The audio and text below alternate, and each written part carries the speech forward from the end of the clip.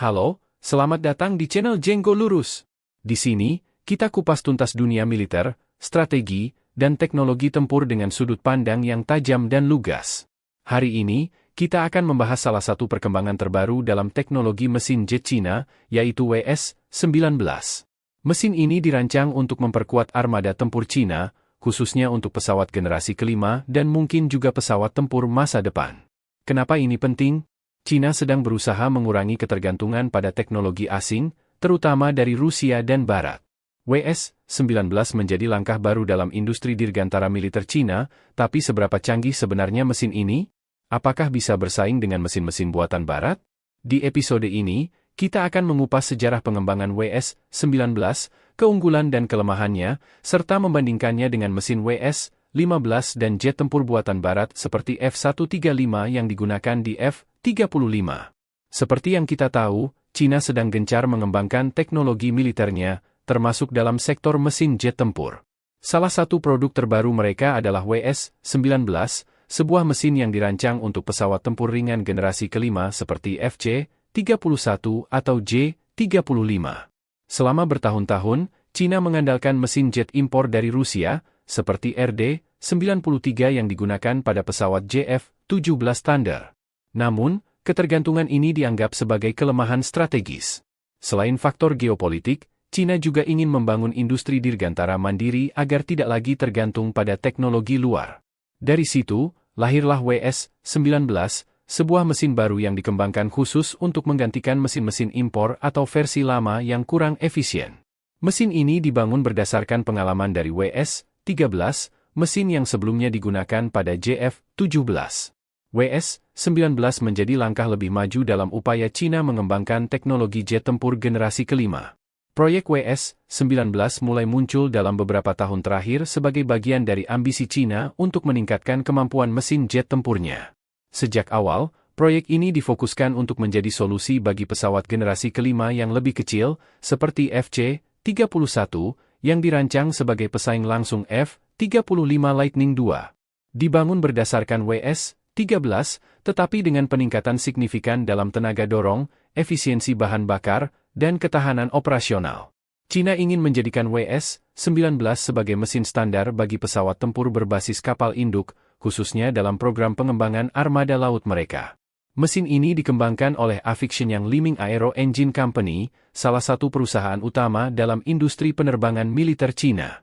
Avic Liming juga bertanggung jawab atas pengembangan mesin WS-10 yang digunakan pada J-10 dan J-20, serta WS-15 yang sedang diuji untuk pesawat tempur siluman J-20.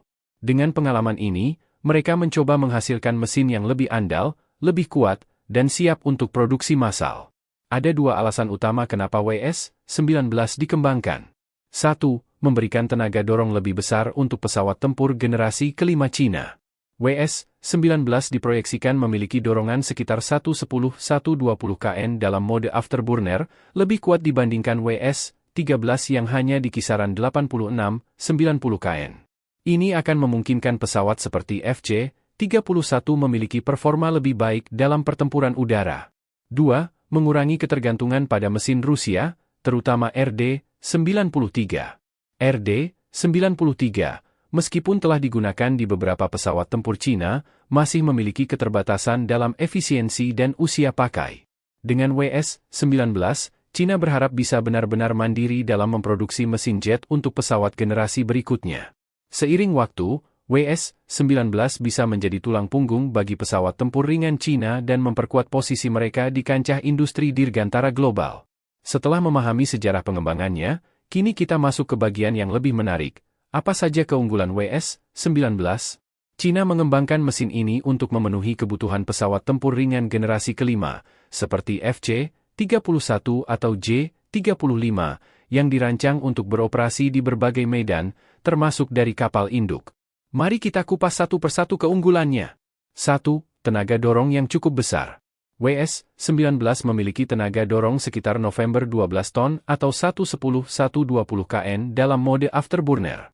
Ini merupakan peningkatan signifikan dibandingkan WS-13 yang hanya memiliki tenaga dorong sekitar 86-90 kN.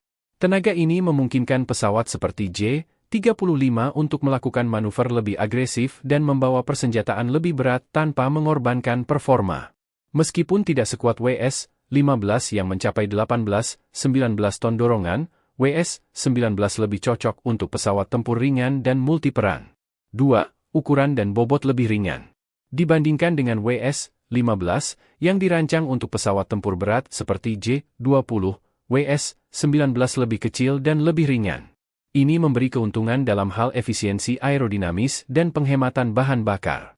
Ukuran yang lebih kompak juga membuatnya ideal untuk pesawat tempur yang beroperasi dari kapal induk, karena bobot yang lebih ringan berarti pengangkatan dan pendaratan lebih mudah di dek kapal. 3. Efisiensi bahan bakar lebih baik dibandingkan WS-13. Salah satu kekurangan mesin-mesin jet Cina sebelumnya adalah boros bahan bakar. WS-19 hadir dengan teknologi yang lebih hemat konsumsi bahan bakar, memungkinkan pesawat terbang lebih jauh dan bertahan lebih lama dalam pertempuran.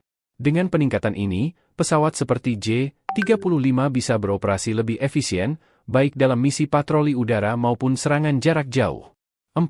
Didesain untuk pesawat stealth. WS-19 dikembangkan khusus untuk pesawat generasi kelima, yang artinya mesin ini harus kompatibel dengan desain siluman, stealth. Bagaimana caranya? WS-19 memiliki desain nozzle yang lebih tertutup, untuk mengurangi jejak inframerah dan radar.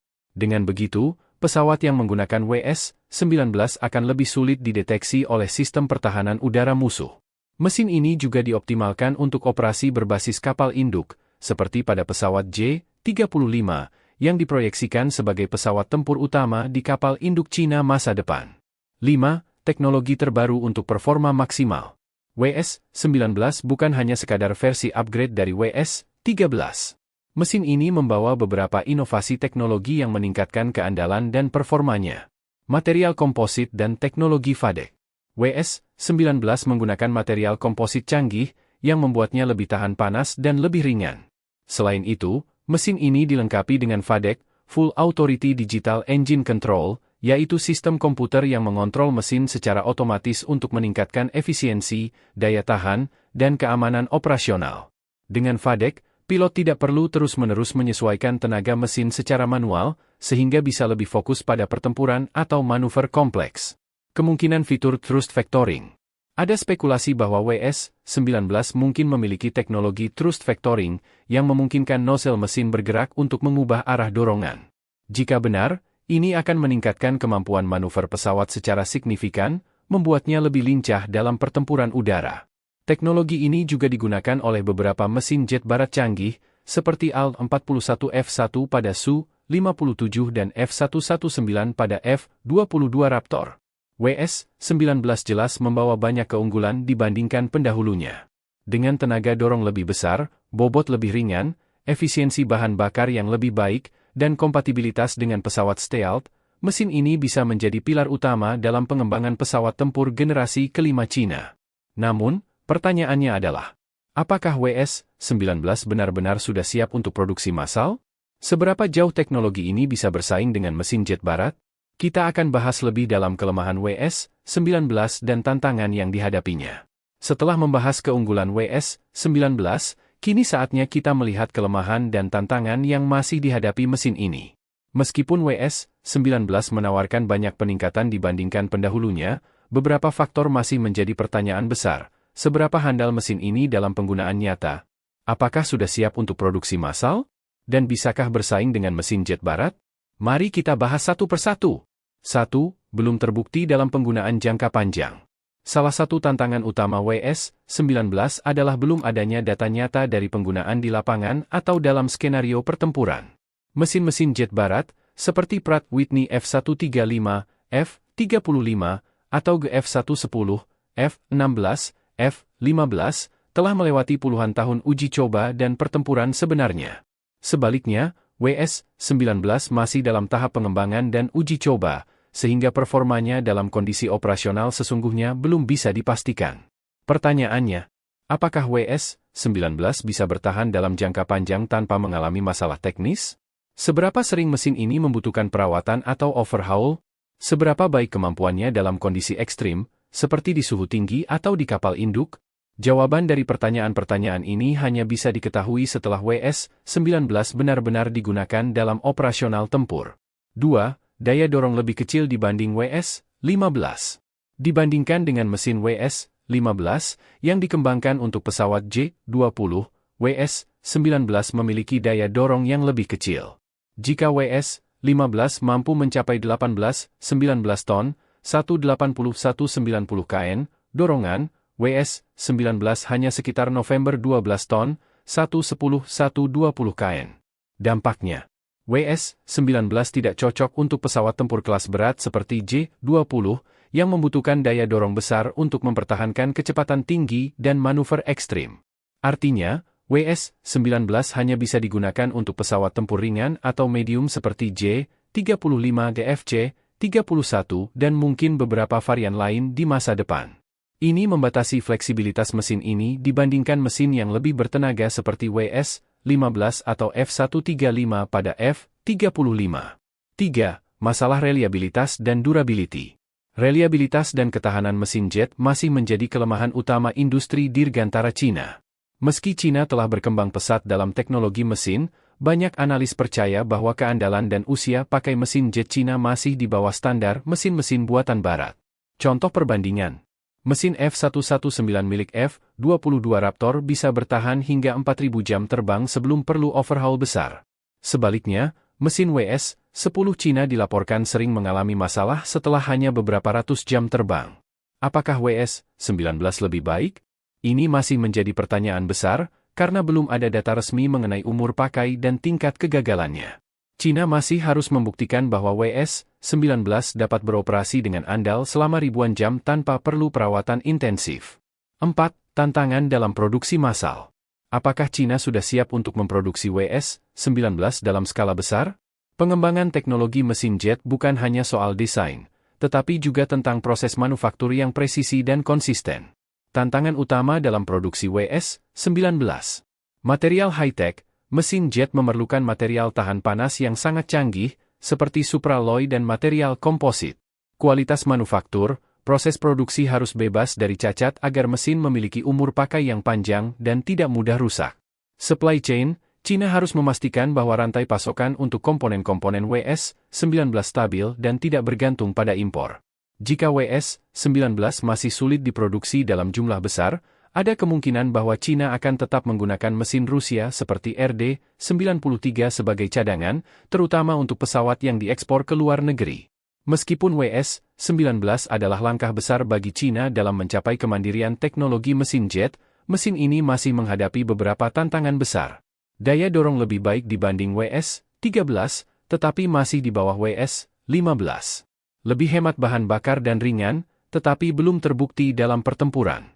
Cina masih perlu membuktikan reliabilitasnya dan kesiapan untuk produksi massal. Jadi, apakah WS-19 bisa menjadi pesaing serius bagi mesin barat seperti F135 atau EJ200? Ataukah Cina masih perlu beberapa tahun lagi untuk menyempurnakan teknologinya? Setelah membahas kelebihan dan kelemahan WS-19, sekarang kita masuk ke bagian yang paling menarik, bagaimana WS-19 dibandingkan dengan mesin jet lain? Di segmen ini, kita akan membandingkan WS-19 dengan WS-15, sesama mesin buatan Cina, dan juga dengan beberapa mesin jet buatan barat seperti F135, F-35, dan EJ200, Eurofighter Typhoon. A. WS-19 versus WS-15. WS-19 dan WS-15 sama-sama dikembangkan oleh Cina, tetapi ditujukan untuk pesawat tempur yang berbeda. WS-19 mesin untuk pesawat ringan dan multi-role. Daya dorong, sekitar November 12 ton, 110-120 kN, dalam mode afterburner. Target pesawat, dirancang untuk pesawat tempur ringan dan medium seperti FC-31, J-35. Efisiensi bahan bakar lebih baik dibanding WS-13, sehingga cocok untuk misi dengan jangkauan lebih jauh. Ukuran lebih kecil dan lebih ringan, memungkinkan manuver yang lebih fleksibel. Kelemahan dibandingkan WS-15. Tidak cocok untuk pesawat kelas berat seperti J-20 karena daya dorongnya lebih kecil. Belum terbukti dalam operasi jangka panjang atau pertempuran. WS-15, mesin untuk pesawat tempur berat dan superioritas udara. Daya dorong jauh lebih besar, sekitar 18-19 ton, 180-190 kN, dalam mode afterburner. Target pesawat, dikembangkan khusus untuk J-20, jet tempur generasi kelima Cina yang besar dan stealth. Teknologi lebih canggih, termasuk Super Cruise, yang memungkinkan pesawat terbang dengan kecepatan supersonik tanpa afterburner. Cocok untuk superioritas udara dan pertempuran jarak jauh. Kelemahan dibandingkan WS-19. Masih dalam tahap pengujian dan belum mencapai kesiapan penuh untuk produksi massal. Lebih boros bahan bakar, karena dirancang untuk daya dorong tinggi. Ukuran lebih besar dan lebih berat, tidak cocok untuk pesawat ringan atau berbasis kapal induk. Kesimpulan. WS-19 lebih cocok untuk pesawat tempur ringan multi-role, terutama yang beroperasi dari kapal induk. WS-15 lebih cocok untuk pesawat berat seperti J-20, yang membutuhkan daya dorong besar dan performa superior. WS-15 lebih canggih, tapi produksi dan reliabilitasnya masih jadi tantangan. WS-19 versus mesin jet barat. Sekarang kita lihat bagaimana WS-19 dibandingkan dengan mesin jet dari negara-negara barat. WS-19 versus F-135, Pratt Whitney, digunakan di F-35. F-135 memiliki daya dorong jauh lebih besar, sekitar 19 ton, lebih dari 1,5 kali lipat WS-19. F-135 memiliki teknologi stealth lebih matang, termasuk nozzle mesin yang dirancang khusus untuk mengurangi jejak radar dan panas. Mesin ini sudah terbukti dalam operasi tempur, dengan ribuan jam terbang di F-35 dari berbagai negara. Memiliki fitur thrust vectoring pada varian F-35B, memungkinkan vertical takeoff dan landing, VOT. Kelemahan F-135 dibanding WS-19. Lebih mahal dan kompleks. Lebih besar dan lebih berat, sehingga tidak cocok untuk pesawat tempur ringan seperti J-35. Kesimpulan. F-135 lebih canggih dalam hampir semua aspek dibandingkan WS-19, tetapi juga lebih mahal dan dirancang untuk jet tempur stealth kelas berat seperti F-35. WS-19 lebih kecil dan lebih ringan, cocok untuk pesawat tempur generasi kelima berbasis kapal induk seperti J-35. Cina masih perlu mengejar teknologi F-135, terutama dalam efisiensi dan stealth. WS-19 versus EJ-200, Eurofighter Typhoon. EJ-200 memiliki daya dorong yang hampir setara dengan WS-19 sekitar Oktober 11 ton dalam afterburner. EJ-200 sudah terbukti dalam pertempuran, digunakan oleh Eurofighter Typhoon dalam berbagai misi NATO dan tempur nyata. Teknologi sudah matang, dengan reliabilitas tinggi dan umur pakai panjang. Lebih ringan dibandingkan F-135, tetapi tetap efisien untuk pesawat tempur generasi keempat dan 4-5. Kelemahan EJ-200 dibanding WS-19. Dirancang untuk pesawat generasi keempat, bukan generasi kelima. Tidak memiliki optimalisasi khusus untuk stealth seperti WS-19. Daya dorong sedikit lebih kecil dibandingkan WS-19, meskipun efisiensinya lebih baik. Kesimpulan.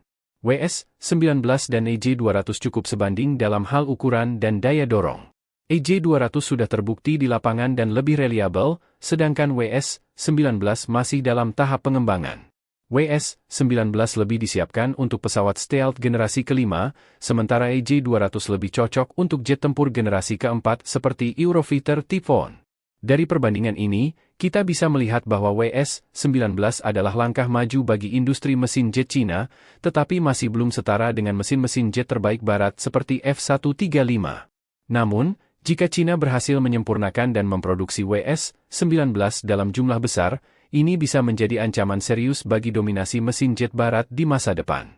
Jadi, pertanyaannya sekarang, apakah WS-19 bisa benar-benar menggantikan mesin Rusia dalam armada Cina? Seberapa cepat Cina bisa mengembangkan versi yang lebih canggih untuk bersaing dengan mesin barat?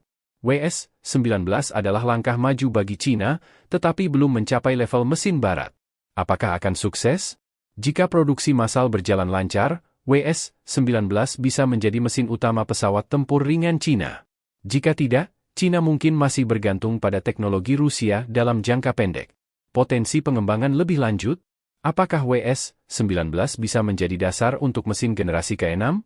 Akankah Cina berhasil menyamai atau melampaui mesin jet barat dalam dekade mendatang?